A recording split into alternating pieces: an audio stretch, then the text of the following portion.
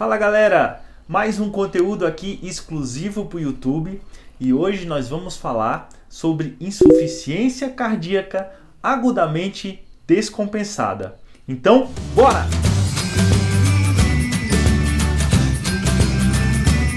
Galera, quando a gente está no pronto-socorro, que chega aquele paciente clássico da insuficiência cardíaca, paciente com crepitações nas auscultas pulmonares, extremamente desconfortável, aquele paciente que chega ansioso, que chega com bastante queixa de insônia porque não consegue dormir à noite, o paciente sempre quando deita começa a ficar dispneico, começa a ter crepitações, sufocamento, a famosa ortopneia, a famosa dispneia paroxística noturna. Esse paciente ele chega às vezes também no pronto-socorro com sinais de má perfusão periférica. É aquele paciente que vai chegar hipotenso, vai chegar com um tempo de enchimento capilar aumentado, vai chegar com pulsos finos, uma sudorese profusa. Esse paciente, galera, que a gente está falando aqui em questão, nada mais é do que aquele paciente clássico da insuficiência cardíaca agudamente descompensada. E o que é insuficiência cardíaca? Insuficiência cardíaca, galera, o nome já diz tudo. É aquela patologia onde o coração ela não consegue suprir a demanda tecidual por oxigênio. Esse coração está insuficiente, seja por uma alteração da função desse coração, seja por uma alteração na estrutura desse coração. E aí nós vemos que esses pacientes que têm um coração deficitário, esses pacientes vão se manifestar por todas esses sinais e sintomas que a gente falou aqui para vocês. E olha só, quando eu falo em insuficiência cardíaca, você tem que pensar em dois pilares básicos da insuficiência cardíaca. Esse paciente ele vai se mostrar com sinais de congestão ou ele vai se mostrar com sinais de má perfusão tecidual. E nesses sinais de congestão, nós temos os sinais de congestão pulmonares clássicos, onde eu tenho um ventrículo esquerdo que está deficiente, ou seja, ele não bate adequadamente, não tem uma função sistólica ou diastólica adequada, eu acumulo sangue no átrio esquerdo e acumulo sangue no pulmão, nos pulmões. E aí, dessa forma, o que eu tenho é uma ausculta com crepitações pulmonares. Esse pulmão está encharcado, galera. E aí, quando esse paciente ele deita, que eu tenho uma melhora do retorno venoso, esse coração esquerdo que está insuficiente também não consegue mandar esse excesso de sangue que veio da circulação pelo aumento do retorno venoso. Então é aquele paciente que quando deita, piora a sua dispneia. Ou se esse coração é um coração que está insuficiente, mas por conta das câmaras direitas, é um ventrículo direito que não está bem adequado, não está exercendo a sua função adequada, eu tenho um acúmulo de sangue no átrio direito e tenho um acúmulo de sangue no corpo. E aí eu tenho o quê? Eu tenho uma turgência jugular exacerbada, eu tenho uma hepatomegalia, eu tenho edema de membros inferiores. Então, quando esse paciente chega no seu pronto-socorro com essa insuficiência cardíaca agudamente descompensada, a primeira coisa que você vai fazer, galera, é monitorizar esse doente. Esse paciente ele tem que ser monitorizado, você vai puxar uma pressão arterial desse paciente, vai colocar um oxímetro, vai avaliar a saturação, você vai pedir um rastreio laboratorial, um eletrocardiograma, por quê? Porque você tem que achar aqui, a partir de um eletro, a partir de um raio-x de tórax, a partir do laboratório, o que você quer achar aqui é qual o fator que está causando essa descompensação da insuficiência cardíaca. E aqui eu já deixo claro que as insuficiências cardíacas crônicas, quando elas descompensam, vão ser a maior parte das insuficiências cardíacas que vão chegar para você no pronto-socorro. 80% das insuficiências cardíacas agudamente descompensadas são insuficiências crônicas que agudizaram. E a maioria dessas insuficiências que também chegam para você no pronto-socorro são insuficiências cardíacas sistólicas, galera. Então, vai ser uma disfunção de sístole. Esse coração, esses ventrículos não conseguem jogar o sangue adiante, então fica acumulando sangue retrogradamente e dando esses sinais de congestão que a gente aqui já explicou para vocês. Então, quando você coloca a insuficiência cardíaca com base nos critérios diagnósticos para você dar o diagnóstico da insuficiência cardíaca, nós temos duas escalas que são as mais usuais, a escala de Boston e a escala de Framingham. Mas essas duas escalas, galera, elas estão atreladas a todos esses sinais que eu falei para vocês, aos sinais de congestão. Se você pega a escala de Framingham ou a escala de Boston, que não é o objetivo da gente aqui ficar disseminando essas escalas, mas se você pega e pensa nesse paciente, quando você olha com o olhar de congestão, você vai ver que a maioria dos sintomas de congestão vão ser os achados maiores da escala de Framingham e vão ser os que têm maior ponto na escala de Boston. Então é aquele paciente que tem crepitações, que tem estertores crepitantes na ausculta pulmonar, são aqueles pacientes que têm dispneia paroxística noturna, ortopneia, edema de membros periféricos, é aquele paciente que tem uma dispneia em repouso. Então, quando não precisa você ficar decorando escalas, você vai pegar o feeling da insuficiência cardíaca descompensada apenas pelos sinais de congestão e os sinais de má perfusão. E são esses sinais que você vai tentar tratar quando você pensa no tratamento da insuficiência cardíaca agudamente descompensada, beleza? Então, olha só, nós já vimos os achados clínicos da insuficiência cardíaca, já falamos um pouquinho sobre a definição, sobre o que é insuficiência cardíaca, e agora, galera, nós vamos tentar pensar em diagnósticos diferenciais. Sobre os diagnósticos diferenciais, galera, se eu chego com um paciente que está na ausculta, tem estertores crepitantes, essa crepitação ela pode ser por conta de doenças pulmonares. Então, se esse paciente tem febre associado, tem tosse produtiva associada aos estertores crepitantes, eu vou pensar que é uma pneumonia. Esse paciente tem uma hipoxemia mais severa, eu penso em fatores pulmonares. Então aqui, quando você tiver na dúvida se essas crepitações são por conta do pulmão ou são por conta do coração, lembra que a hipoxemia ela é mais severa quando eu tenho fatores pulmonares associados, beleza? Dentre os exames de laboratório que a gente já falou aqui, que eu vou pedir eletro, vou pedir raio-x, vou pedir um rastreio laboratorial, eu quero que vocês fiquem de olho em dois exames. O primeiro deles é o BNP. O fator natriurético cerebral, ele nada mais é, galera, do que um fator que é associado a um diagnóstico de insuficiência cardíaca. É tanto que se eu tenho um BNP menor do que 100, dificilmente esse paciente vai ter insuficiência cardíaca. E se eu tenho um BNP maior que 400, provavelmente esse paciente vai ter uma insuficiência cardíaca. E o segundo exame que eu quero que vocês fiquem de olho é na função renal. Exatamente, função renal. Preste atenção na creatinina, galera. Se a creatinina desse doente ela está maior que 1,5, liga um alertazinho. Sabe por quê? Porque quando esses pacientes que têm uma insuficiência cardíaca agudamente descompensada evoluem com uma creatinina maior que 1,5 e associado a isso, eles têm uma pressão arterial sistólica menor do que 115 milímetros de mercúrio, galera, nessa internação que o seu paciente vai estar internado, provavelmente, ou vai estar internando, ele tem uma chance de 20% de mortalidade. Então preste atenção na função renal desses doentes. Você pediu o BNP, fez um rastreio da função laboratorial, pediu um eletro para ver se esse paciente não está infartando, e é o infarto a causa da descompensação da insuficiência cardíaca. Você pediu um eletro para ver se esse paciente não está fazendo uma FA de alta resposta, e é essa FA de alta resposta que está descompensando a insuficiência cardíaca desse teu doente. Então você fez os exames, você vai agora tratar. E para tratar esses doentes, galera, você vai ter que achar o perfil, vai ter que encaixar esses pacientes num perfil.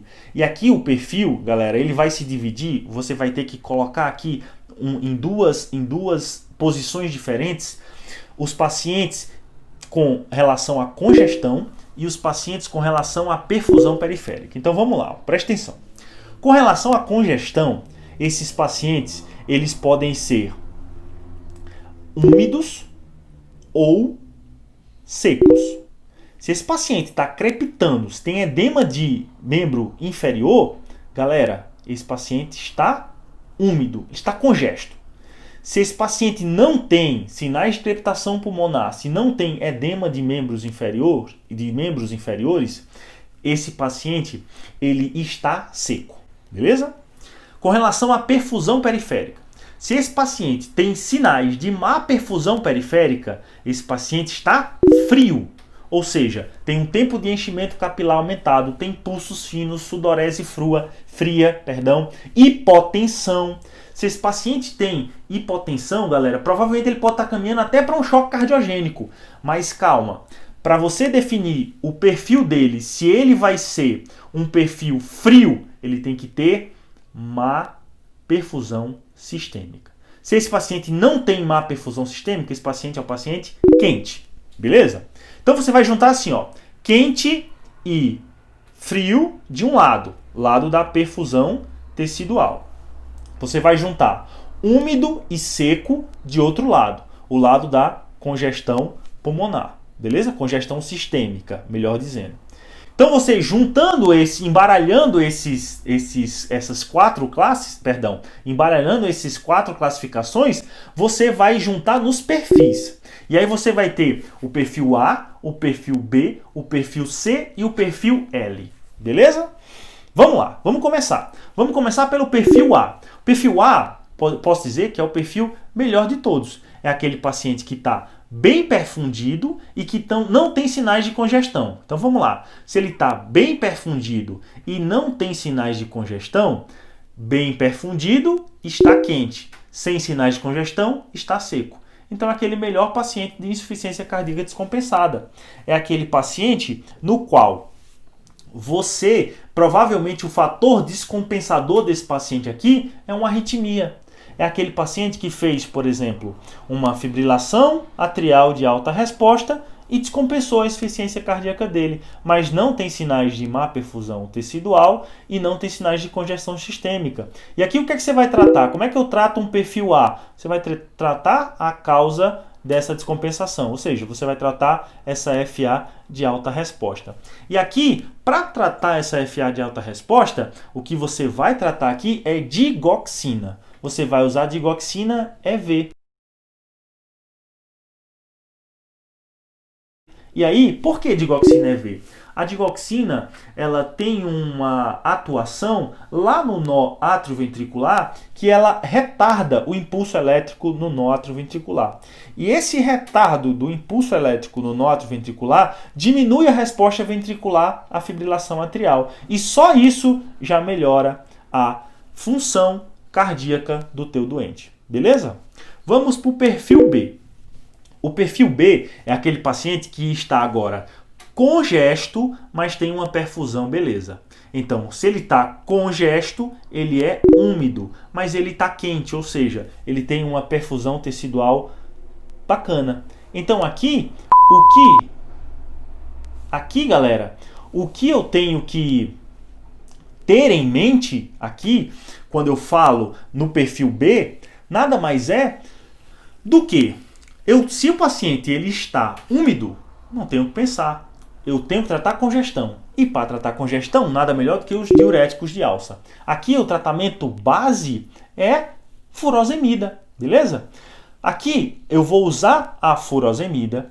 Essa furosemida, se ele já usar em casa, eu vou usar 2,5 vezes a dose que ele usou em casa. Tá? Se ele usa 20 mg em casa, 2,5 vezes, eu vou utilizar 50 mg quando ele chegar no pronto-socorro. Se ele não usa diurético em casa ainda, você vai fazer 1 mg por quilo de furosemida para esse paciente. Beleza?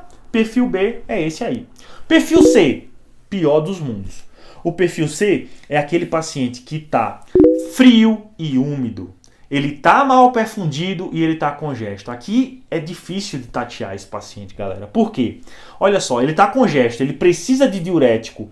Mas se eu fizer muito diurético, esse paciente vai piorar a perfusão tecidual dele.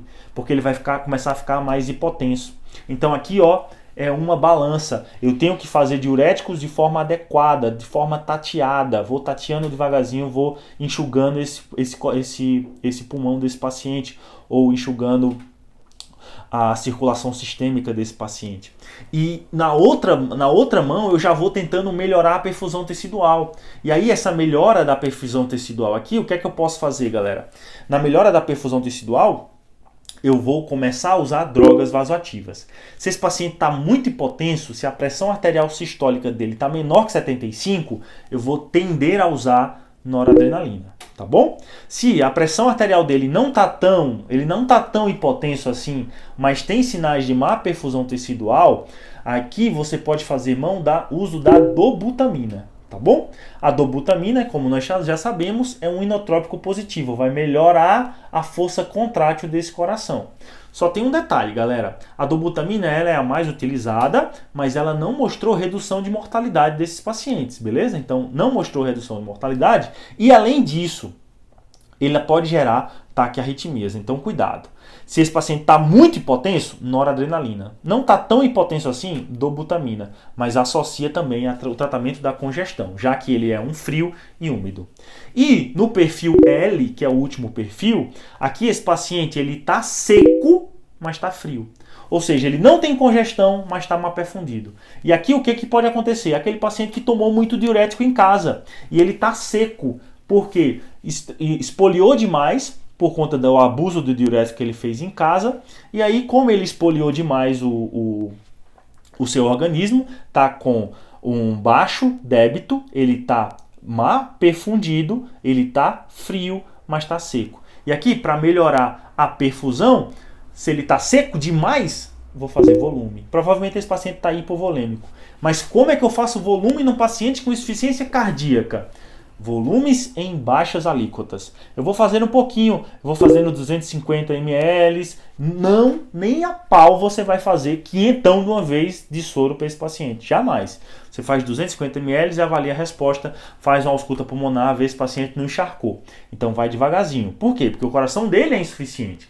Ele está seco por uma hipovolemia, sim. Ele está mal perfundido. Provavelmente essa má perfusão é por conta da hipovolemia. Mas você vai tratar essa volemia de forma racional. Vai devagar, porque senão você começa a encharcar esse paciente e você sai de um perfil frio e seco para um perfil frio e úmido, que é bem mais complicado de ser tratado. Beleza?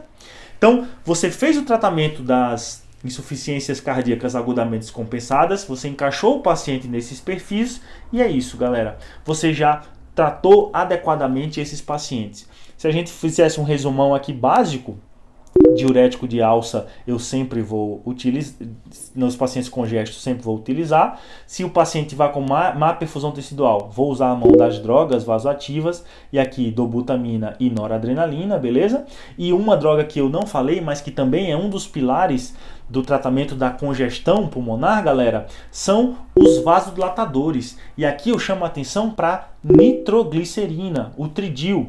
A nitroglicerina, nos pacientes que fazem congestão pulmonar associado a um infarto agudo do miocárdio, o tridil é uma ótima medicação. Por quê? Porque ela vai diminuir a pré-carga desse coração, porque ela vai fazer uma venodilatação, então chega menos sangue ao coração, esse coração trabalha mais vazio, porque diminuiu uma pré-carga, e dessa forma trabalha melhor. E o tridil no infarto agudo do miocárdio tem uma função bacana, que é a função de vasodilatação das coronárias, ou seja, melhora a perfusão coronariana desse paciente, beleza? Então, galera, mais uma vez, agradeço a todos vocês que ficaram comigo aqui nesse nosso videozinho, nosso de papo com a Inject.